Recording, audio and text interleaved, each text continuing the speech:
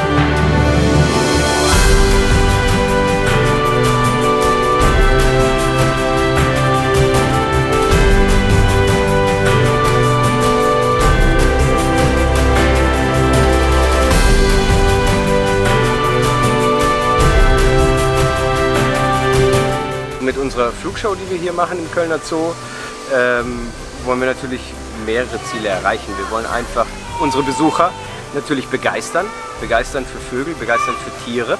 Und wie kann man das am besten machen? Natürlich, wenn man irgendwie mit den Tieren zusammen in einer Interaktion ist und sie einfach bestmöglichst irgendwie auch einfach in ihrem Element präsentiert, aber nicht sich über sie lustig macht, sondern die Vögel wirklich einfach von A nach B fliegt, gelegentlich vielleicht mal ein Futterstück von den Greifvögeln zum Beispiel auch mal schön weit nach oben schmeißt, dass er richtig mit kräftigen Flügelschlägen hinterher fliegen muss. Oder unser lachender Hans zum Beispiel, der kriegt gelegentlich mal so eine Gummischlange gezeigt, die schnappt er sich und haut die auf dem Holzstamm da oben auf der Bühne, haut er die richtig schön kaputt von links nach rechts, was ja auch ein ganz normales, natürliches Verhalten ist.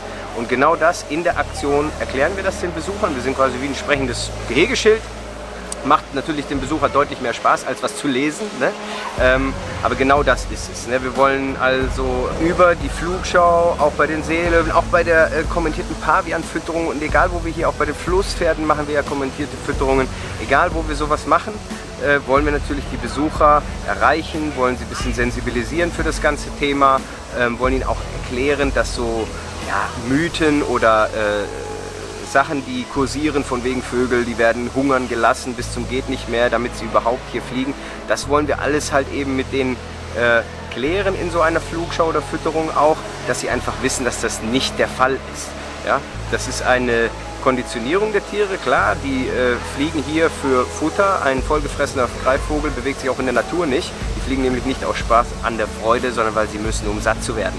Um das aber zu können, müssen sie aber kräftig und gut genährt sein. Das heißt, es ist wirklich ein Spielchen mit dem Gewicht auch einfach. Wir wiegen die Tiere ganz penibel jeden Tag vor der Flugschau und füttern sie ganz gezielt danach mit dem Futter.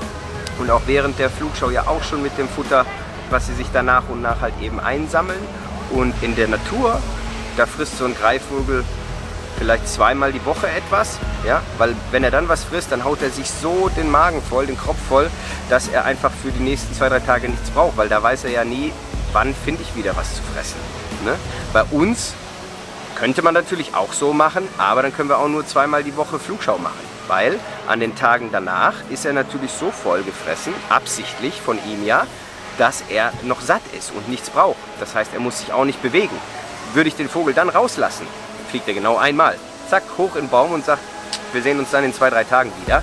Das heißt, wir füttern die Tiere quasi nicht so, dass das Futter für 3 Tage ausreicht, sondern immer für einen Tag.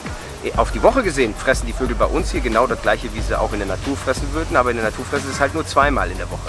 Bei uns fressen sie halt jeden Tag und bleiben aber so quasi immer in dem Fluggewicht, in dem Jagdgewicht, schön vital und kräftig und fit.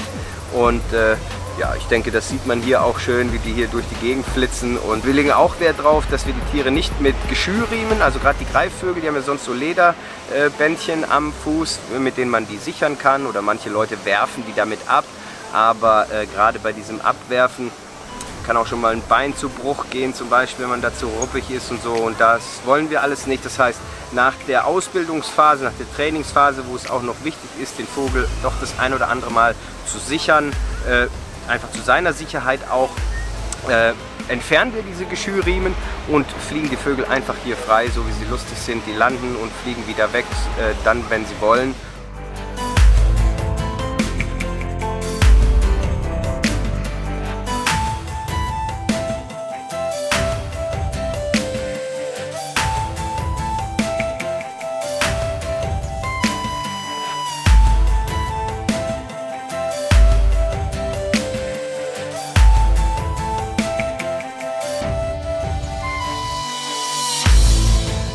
Schreibt jetzt eure Fragen in die Kommentare und wenn euch das Video gefallen hat, würde ich mich über ein Like sehr freuen. Damit ihr kein neues Video mehr verpasst, könnt ihr unseren Kanal kostenlos abonnieren.